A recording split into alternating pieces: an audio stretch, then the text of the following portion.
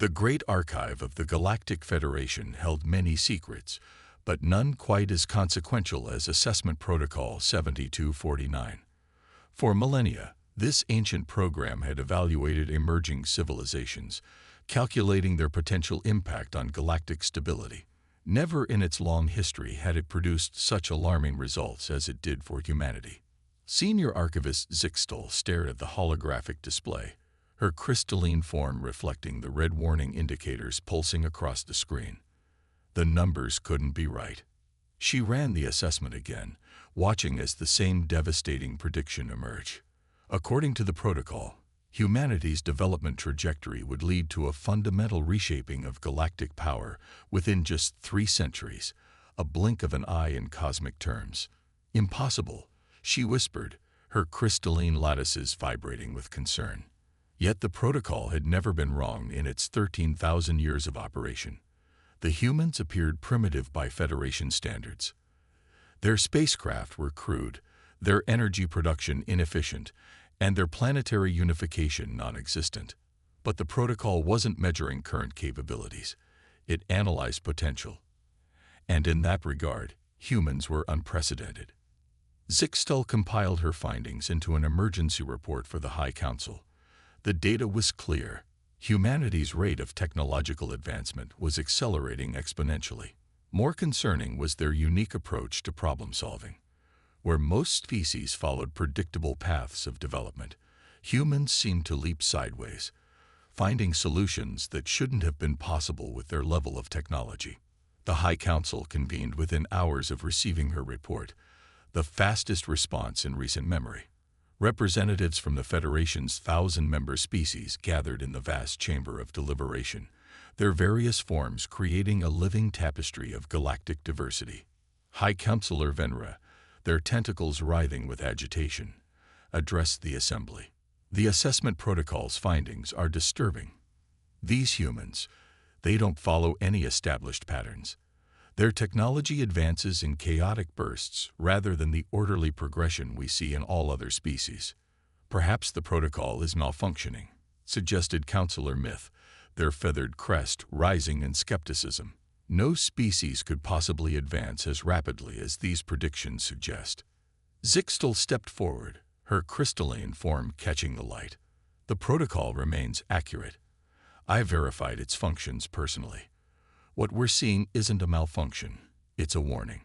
Humanity possesses a combination of traits we've never encountered before: extreme adaptability, technological creativity, and most concerning, an almost irrational determination to overcome any obstacle. The chamber erupted in debate. Some counselors advocated for immediate containment measures. Others argued for diplomatic inclusion, suggesting the Federation could guide humanity's development along safer paths. "You don't understand," Zixtal interrupted, her voice cutting through the chaos. "The protocol isn't just predicting rapid advancement. It's showing that humans fundamentally change every technology they encounter. They don't just use tools, they reimagine them in ways their original creators never considered." She projected a series of images, human modifications to salvaged alien technology. Simple devices repurposed in ways that defied their original design limitations. Seemingly primitive solutions that achieved results comparable to advanced Federation technology. "Their current technological level is irrelevant," she continued. "They don't follow our rules of development. They don't even seem to acknowledge that such rules exist. And according to the protocol, this trait makes them potentially more disruptive than any species we've encountered in the Federation's history." High Counselor Venra's tentacles stilled, a sign of deep concern. "What are our options?" "The protocol suggests 2 paths," Zixtal replied. "We can attempt to contain them, limiting their access to advanced technology and restricting their expansion beyond their solar system. Or we can integrate them into the Federation immediately, hoping to guide their development through diplomatic channels." "And if we fail?" asked Counselor Myth. Zixtal's crystalline form dimmed slightly. "Then we risk creating exactly what we fear, a human civilization that develops in isolation, viewing the Federation as hostile." The protocol predicts that such a scenario would lead to rapid military innovation and unprecedented technological development driven by perceived necessity. The council chambers fell silent as the implications sank in. The Federation had encountered countless emerging civilizations throughout its history. They had protocols for handling aggressive species, peaceful species, highly advanced species, and primitive ones. But humans didn't fit any existing category. They were simultaneously behind and ahead, primitive and innovative, peaceful and potentially devastating. "We need time to study them further," Counselor Myth declared.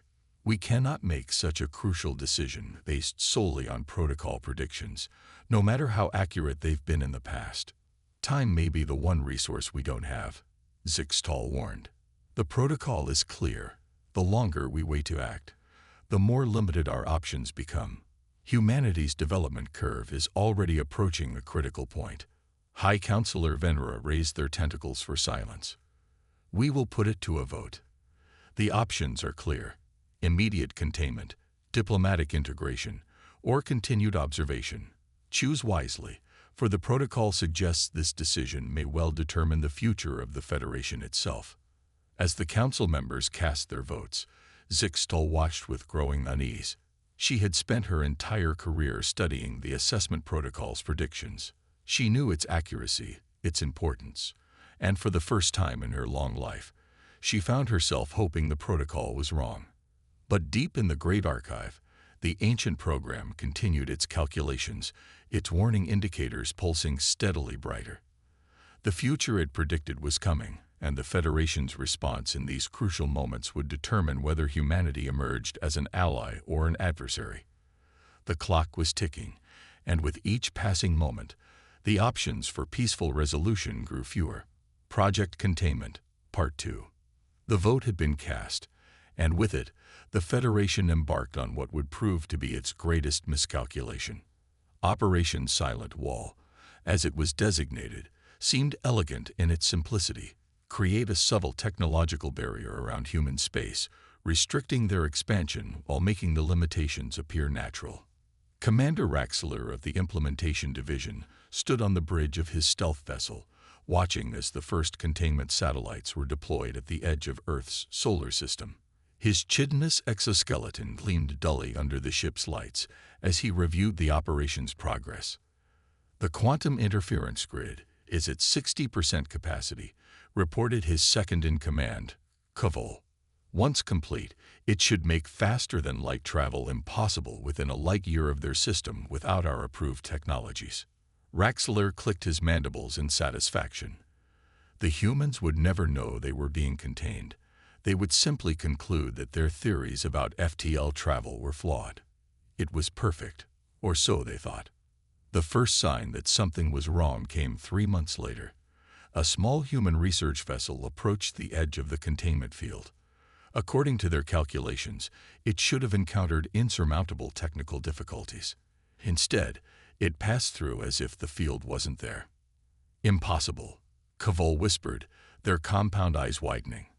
"They shouldn't have been able to pierce the quantum interference." Raxler leaned forward, studying the sensor readings. The humans hadn't broken through the field. They'd gone around it in a way that should have been inconceivable.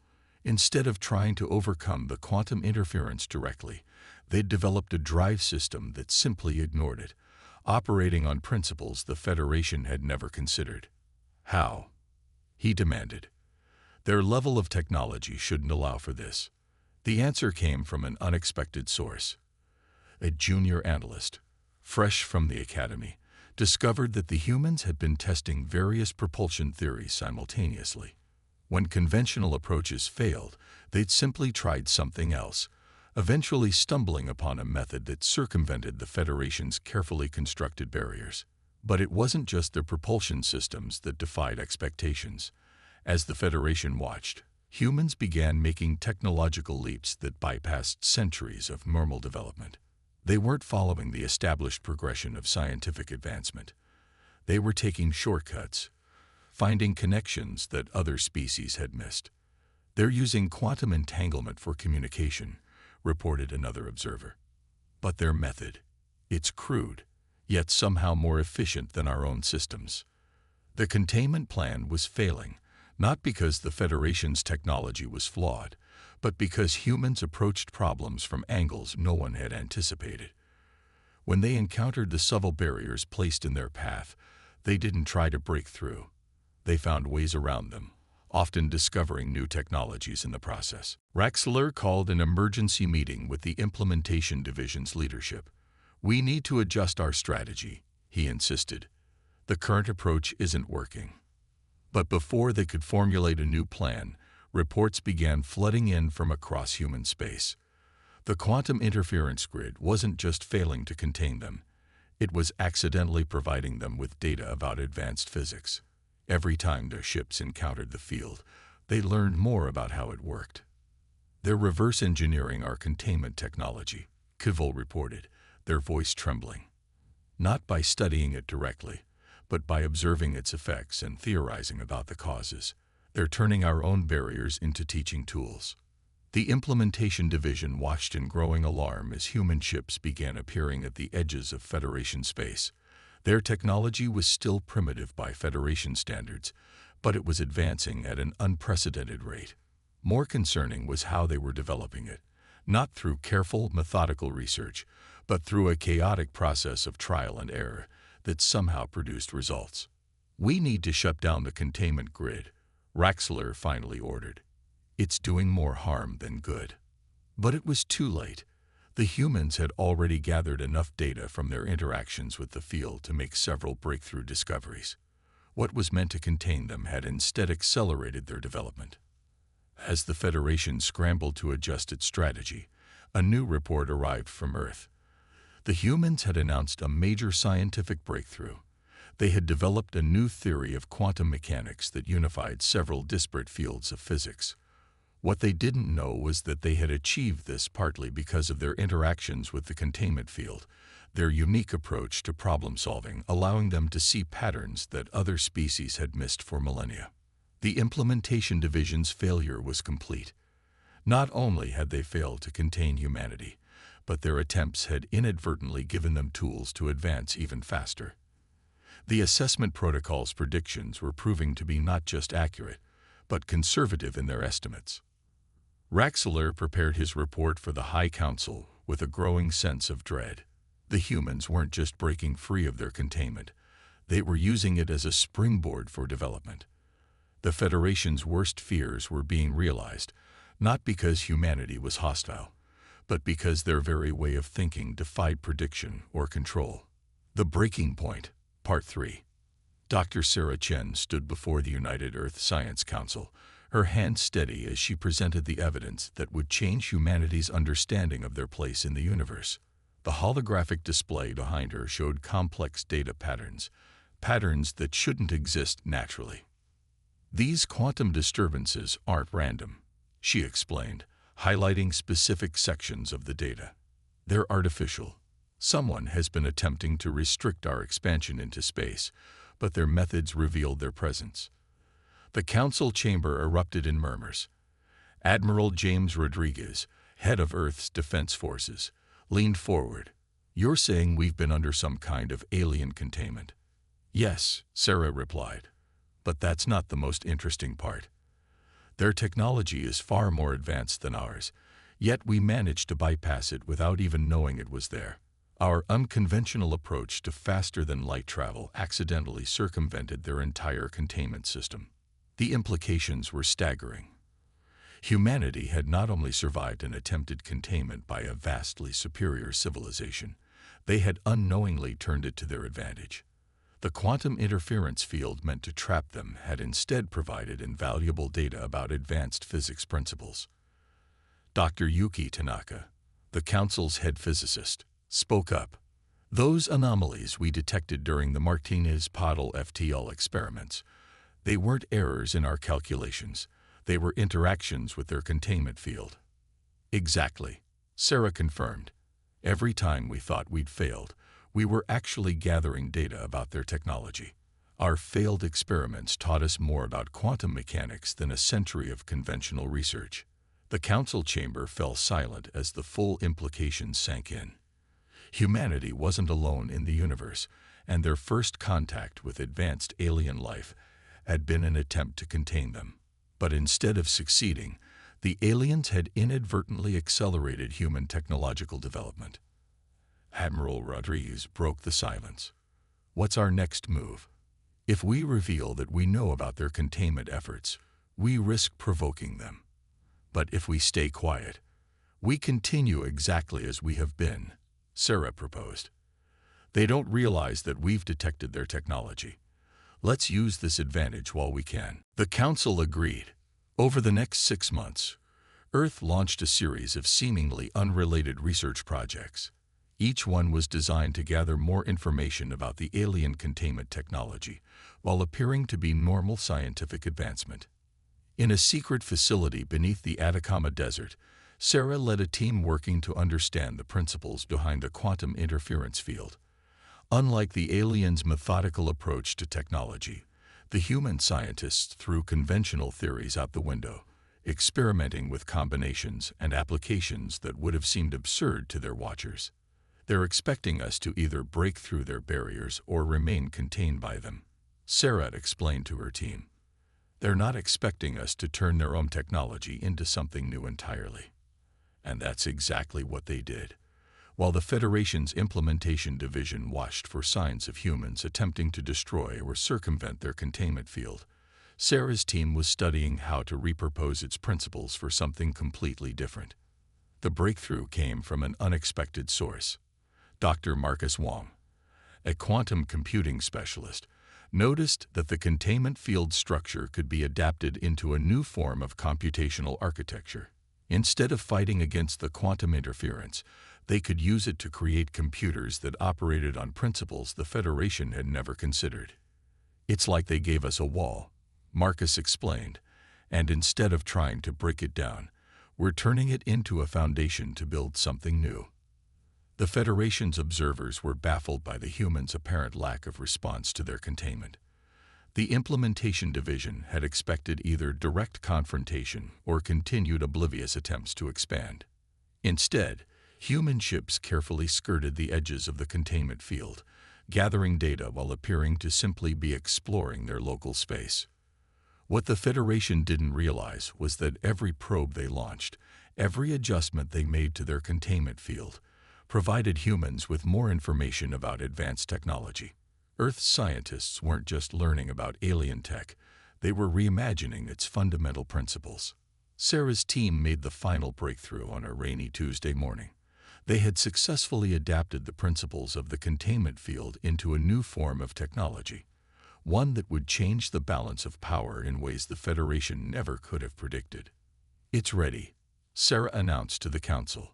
We've developed something that even they haven't thought of yet. The containment field was designed to prevent faster-than-light travel, but we've turned its principles into a way to manipulate space-time itself. Admiral Rodriguez studied the technical specifications with growing amazement. They tried to contain us, and instead gave us the keys to technologies they haven't even imagined yet. How long until we can implement this? That's the beauty of it, Sarah smiled. We already have. Every research vessel we've launched in the past 3 months has been equipped with prototype systems based on this technology. We've been testing it right under their noses, and they haven't noticed because they're looking for the wrong things. Unexpected Allies, Part 4. In the dimly lit chambers of the Galactic Federation's diplomatic wing, Ambassador Lixthar of the Ardathi Collective pored over reports of human activity with growing interest. The Ardathi, a species known for their technological intuition, had long operated on the fringes of Federation politics, overlooked and underestimated by the dominant powers. They're doing something unprecedented, Lixthar whispered to her aide, her bioluminescent patterns shifting with excitement. These humans, they're not just adapting to the containment field, they're reimagining its fundamental principles. The Ardathi had been watching humanity's progress with particular attention. As a species that had faced their own struggles with Federation containment centuries ago, they recognized the signs of a civilization about to break free from its constraints. But what truly caught their attention was how the humans were doing it. where the Ardathi had spent generations carefully working within Federation guidelines to earn their place, humanity was simply ignoring conventional limitations, finding solutions that should have been impossible. Schedule a meeting with their representatives, Lixthar decided. Unofficially, of course. The meeting took place on a neutral trading station in unclaimed space. Dr. Sarah Chen and Admiral Rodriguez represented Earth, while Lixthar came with a small delegation of Ardathi scientists. "Your approach to the containment field is fascinating," Lixthar began, her patterns glowing with subtle colors that reflected her genuine admiration. "You've taken technology meant to restrict and turned it into something entirely new." Sarah exchanged glances with Rodriguez before responding. "You know about the containment field." "We've been monitoring Federation activities for centuries," Lixthar explained. "We recognized what they were attempting with your species. What we didn't expect was your response to it." The conversation that followed revealed a startling truth. Humanity wasn't alone in their frustration with Federation policies.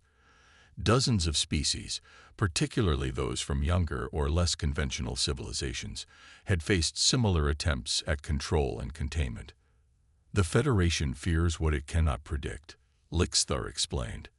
"Your species represents their greatest nightmare, a civilization that develops in ways their models cannot anticipate."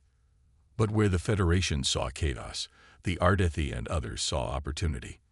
Humanity's unconventional approach to technology and problem-solving offered new possibilities that centuries of Federation doctrine had overlooked.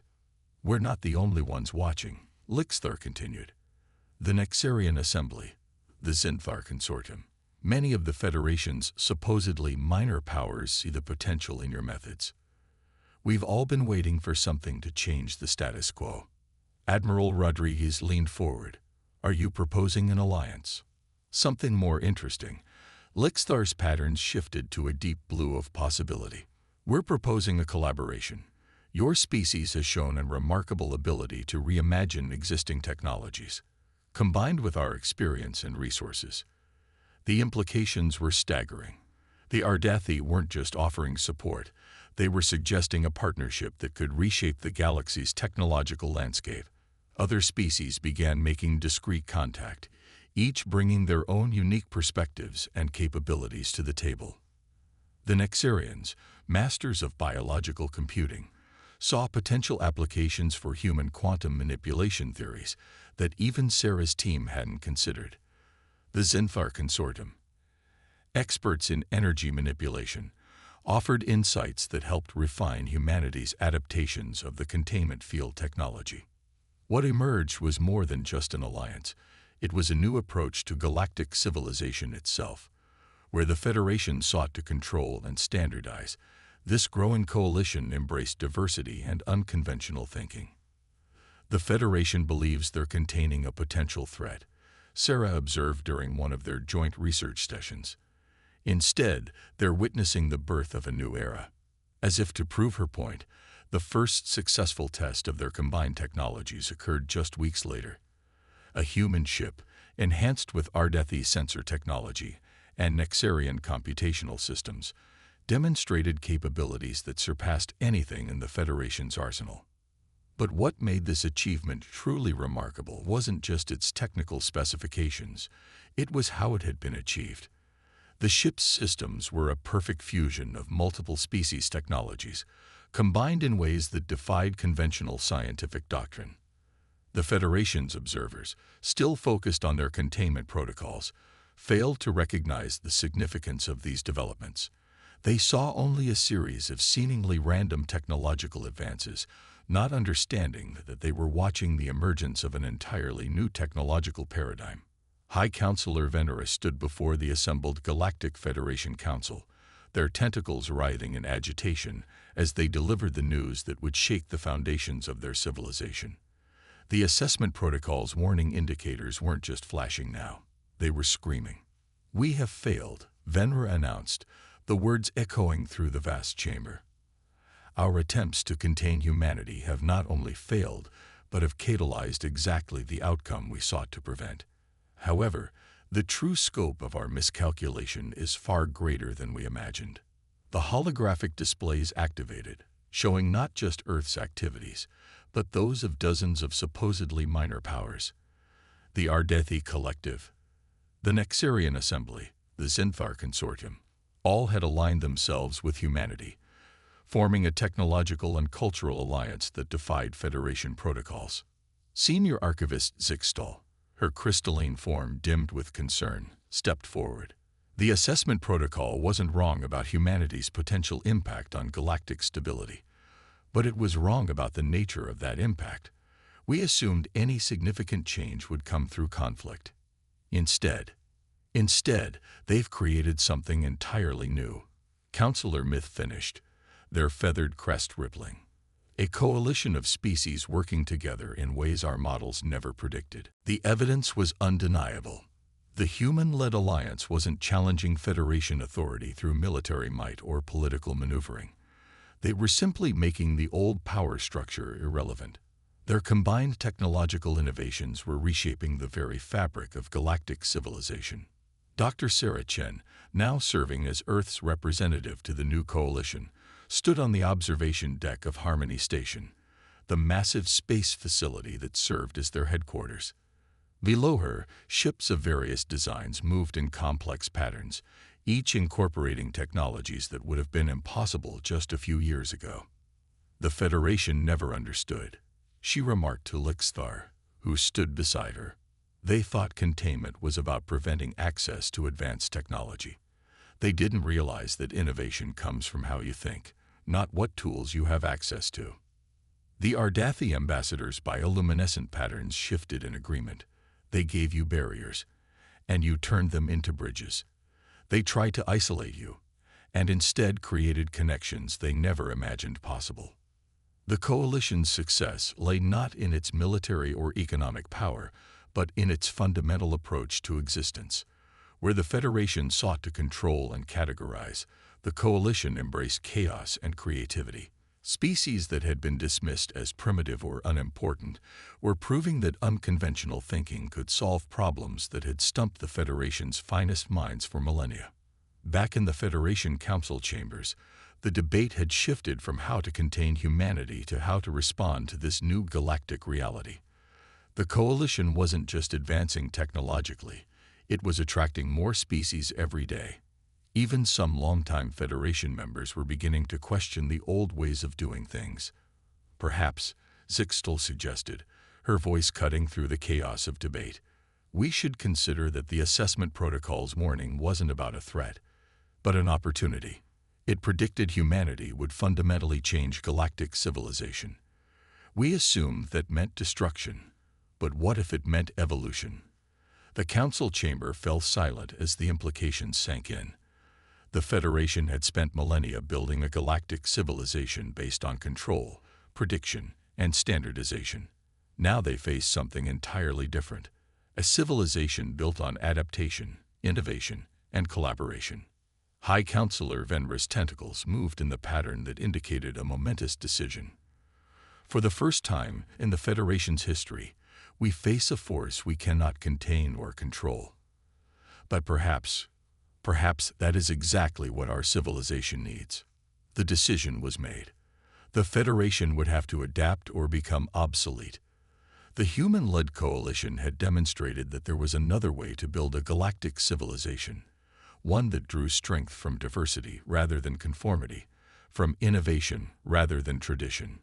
As the news spread across the galaxy, Dr. Chen stood in her office on Harmony Station, reviewing the latest technological breakthroughs from the Coalition's joint research teams. Each discovery, each innovation, proved that the Federation's greatest mistake hadn't been failing to contain humanity. It had been thinking containment was necessary in the first place. They wanted to prevent us from changing the galaxy, she mused, watching as ships of a dozen different species maneuvered outside her window, each incorporating technologies that would have been impossible under the old order. Instead, they forced us to demonstrate that change was inevitable and beneficial. The assessment protocol's warning lights still flashed in the gray archive, but their meaning had changed. They no longer signaled a threat to galactic stability, but rather the emergence of a new and vibrant galactic order, one built not on fear of the unknown, but on the endless possibilities that arose when different species came together to imagine new ways of thinking. Humanity had indeed changed the galaxy, not through force or conquest, but by showing that the most powerful force in the universe wasn't technology or military might. It was the ability to imagine something new and the determination to make it real.